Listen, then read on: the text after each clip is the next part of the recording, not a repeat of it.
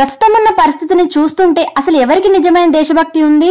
దేశం కోసం ముందు చూపు ఆలోచన చేసి త్యాగం చేసిన వాళ్ళ గురించి తెలుసుకోవాల్సిన పరిస్థితి వచ్చింది. ఇలాంటి చేదు నిజాలు మన చరిత్ర మనకు నేర్పలేదు, కానీ ప్రస్తుతం అన్ని బయటపడుతున్నాయి. గాంధీ గాడ్సే విషయంలో ప్రస్తుతం ఒక క్లారిటీ వచ్చింది. గాంధీజీని గాడ్సే చంపాడు, ఇది అందరూ తెలిసిన నిజం. ఎందుకు చంపాడో చాలా మందికి తెలియదు. గాడ్సే పోలీసులు లొంగిపోయి కోర్టులో చెప్పిన నిజాలు. దేశ విభజనకు ముఖ్య కారణం గాంధీ.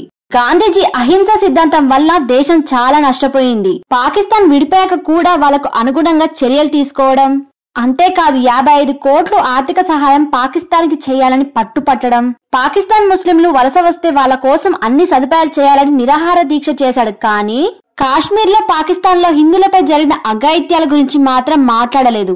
గాంధీజీ ఎప్పుడు సొంత నిర్ణయాలు తీసుకుని జనాలపై రుద్దుతాడు. గాంధీజీని జనాలు గుడ్డిగా నమ్ముతున్నారు. ఇది తప్పు అని చెప్పే ప్రశ్నించే పరిస్థితుల్లో లేరు. తను నిజమైన జాతిపిత అయితే దేశాన్ని విడగొట్టేవాడు కాదు, దేశంలో ఉన్న వాళ్ళందరినీ సమానంగా చూసేవాడు. గాంధీజీ గనక లేకపోతే భారతదేశ రాజకీయాలలో మార్పు వస్తుంది. దేశానికి ఒక స్ట్రాంగ్ ఆర్మీ వస్తుంది. అది ఖచ్చితంగా పాకిస్తాన్ కి బుద్ధి చెప్తుంది. నేనొక దేశద్రోహినని ముద్ర పడుతుంది. నా కుటుంబాన్ని అందరూ ద్వేషిస్తారు. దేశం కోసం అన్ని ఆలోచించి తానే ఈ పనిచేశానని ఒప్పుకున్నాడు. భవిష్యత్తులోనైనా తన గురించి నిజాలు ప్రజలకు తెలుస్తాయని తన చివరి మాటలుగా కోర్టులో మాట్లాడాడు.